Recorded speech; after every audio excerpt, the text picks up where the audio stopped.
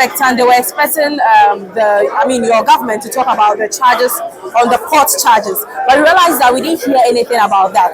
Do you have anything to say about that? About port and harbor yes. charges? Yeah. Definitely, I know the script is long. Who knows? We've not yet gotten time to go through all. Yeah. But I know at times it's not everything that the finance minister can on the floor expose. Okay. As we debate the budget days to come, all those things will come up.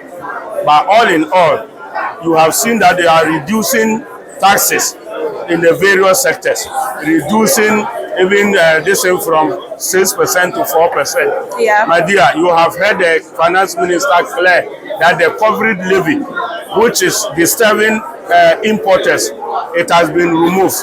E-levy, and so on and so forth. My dear, this is a clear admonition of manifesto pledge obedience. His Excellency John Dramani Mahama has shown that he is consistent with his manifesto pledge, which he translated into the State of the Nation address and translated that into economic policy today. As the days unfold, when we take up the debate, we will see it. I am so gladdened, my heart got so gladdened, especially when His Excellency, through the finance minister, indicated that they are going to now put assemblymen on allowance and budgeting 100 million Ghana cedis for that. That shows that we now have the complete implementation of local governance system, because that structure, the lower level structure of local government, was left out in the clue.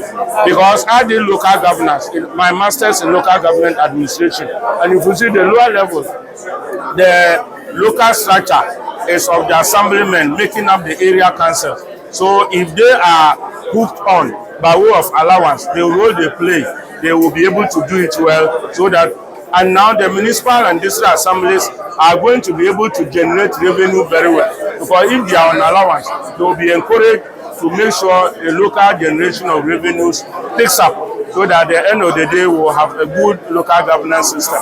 Apart from that, the budget clearly has indicated that it is uncapping debt fund, uncapping NHIS, uncapping road fund, so that we'll get the full complement of funding for the various sectors, so that the economy can pick up.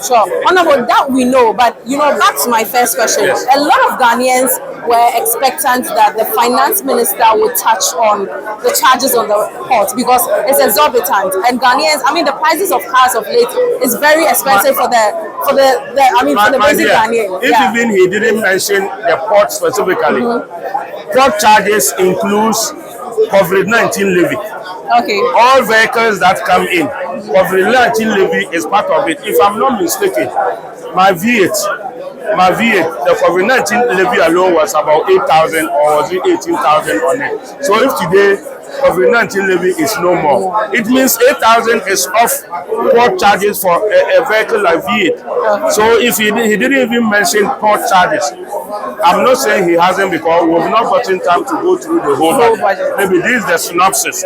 We are just taking summary of it. But if even he didn't, the COVID-19 levy alone that is being scrapped off, it means a chunk of a levy is off.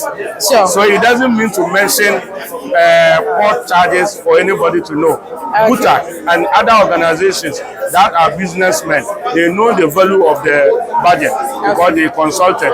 And so for anybody to say just the port aspect, COVID-19 levy alone is a chunk at the descent. Apart from that, the emission levy